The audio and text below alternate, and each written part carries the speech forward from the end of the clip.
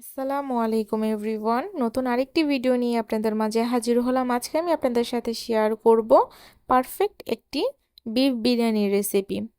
একদম ঝরঝরে বিফ বিরিয়ানি রেসিপিটি আমি কিভাবে রান্না করলাম সেই ভিডিওটি থাকছে আপনাদের সাথে।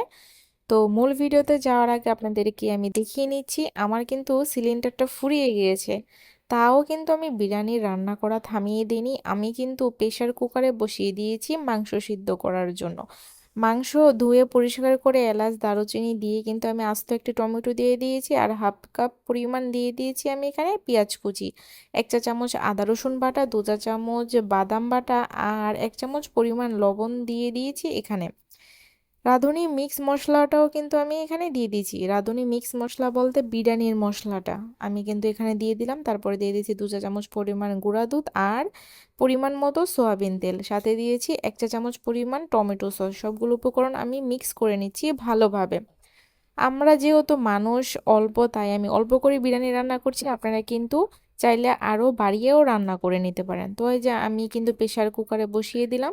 এখন আমি প্রেশার কুকারের ঢাকনাটা লাগিয়ে এখন আমি মাংসের যে সেটিং সেটা কিন্তু সেট আপ করে নেব।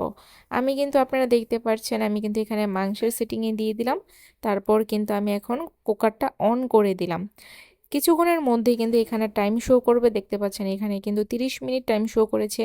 30 মিনিট পর চলে আসলাম, রান্নাটা কিন্তু কমপ্লিট, মানে মাংসটা কিন্তু একদম তুলার মতো নরম হয়ে গিয়েছে, কিন্তু পানি কিন্তু শুকায় নাই।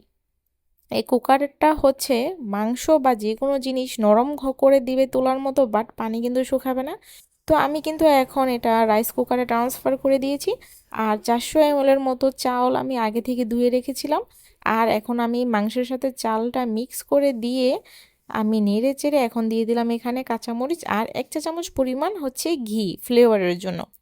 আমার কিন্তু রান্নাটা অলমোস্ট কমপ্লিট, আর আপনারা দেখতে পাচ্ছেন আমার বিরিয়ানির ফাইনাল লুক, মানে কতটা ঝরঝরে হয়েছে। পানির পরিমাণটা একদম পারফেক্ট ছিল, তাই কিন্তু এটা নরম হয়নি। একদম পারফেক্ট একটি বিরিয়ানি কিন্তু আমার কমপ্লিট। এখন আমি পরিবেশন করে নিব আমার মজাদার বিফ বিরিয়ানি। আপনার লক্ষ্য যদি থাকে ঠিক, তাহলে কিন্তু আপনি অবশ্যই বিজয়ী হবেন। আমি কিন্তু সিলিন্ডার ফুরিয়ে গিয়েছে, তাও কিন্তু আমি রান্নাটা আমি বন্ধ করে দেইনি, আমি কিন্তু চেষ্টা চালিয়ে গিয়েছি এবং আমি কিন্তু সফলও হয়েছি। তো এই ছিল আমার একটি সিম্পল বিরিয়ানির রান্নার রেসিপি, আপনাদের সাথে শেয়ার করলাম। আশা করছি আমার ভিডিওটি আপনাদের কাছে ভালো লেগেছে। ভালো লেগে থাকলে অবশ্যই আমার ভিডিওটি সম্পূর্ণ দেখে একটি লাইক করে দিবেন এবং আপনাদের মূল্যবান মতামতটি জানিয়ে যাবেন। সো আজকে এ পর্যন্তই, নতুন আরেকটি ভিডিও নিয়ে খুব শীঘ্রই আপনাদের মাঝে হাজির হচ্ছি। ততক্ষণ পর্যন্ত ভালো থাকুন, সুস্থ থাকুন, আল্লাহ হাফেজ।